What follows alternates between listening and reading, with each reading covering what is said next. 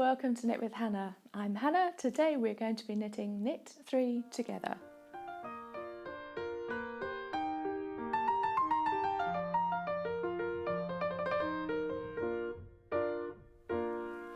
Hi, welcome to Knit with Hannah. I'm Hannah.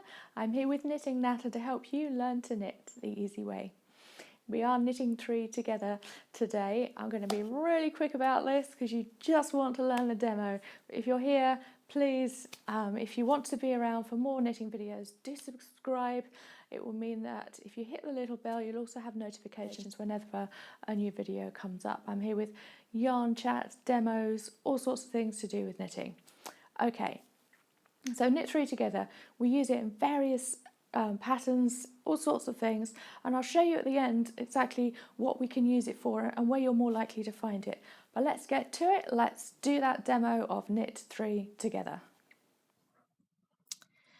The knit 3 together can feel a bit tricky because we are decreasing 3 stitches into one. It's not that much different to the knit 2 together, which is when you put your right hand needle into 2 stitches. Basically, we just put the right hand needle into 3 stitches. That's why it can feel tricky, because if you just need to get that needle through those stitches all at once without them falling off the needle. So I suggest you make sure that they're away from the tip when you're pushing the needle through. Then you can move it slightly up for when you put the yarn around. It means that they're not all going to fall off the end of the needle. So I'm putting the needle through those 3 stitches. The yarn goes around, pull that loop through, and then I discard those stitches off of the end. So you can see those 3 stitches there are all sitting on that one piece of thread.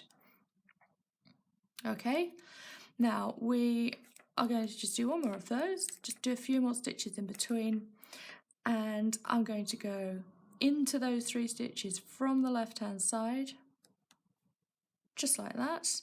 Yarn goes around, pull that loop through, and then I can discard all of those 3 stitches at once. So we're decreasing 3 stitches to 1. There you are. And here I am coming to the back of that knit 3 together. It does feel a bit tight, but just go with it and you'll be across the back in no time, and you may well be doing more decreases along the next row too. This is something, there you go, you can see how clean that looks.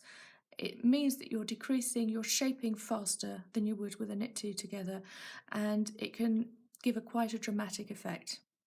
Okay, let's have a look at what times you might use the knit 3 together for this kind of decreasing. Right, I hope that was helpful for you. You now know how to knit 3 together.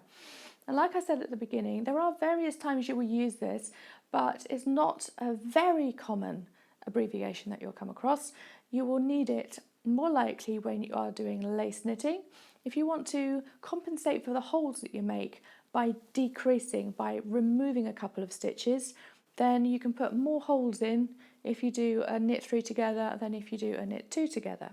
So that is one likely place you'll see it. The other place is if you're doing lots of texture. For example, if you're making a bobble, if you're knitting a tiny bobble, whether that be in the texture of a full knitted fabric or whether it's just a bobble to go on the top of a beret, for example, then you could well see knit 3 together because you want the fabric to shape really quickly and just decrease the number of stitches very, very quickly. So that's when you're more likely to see it as well.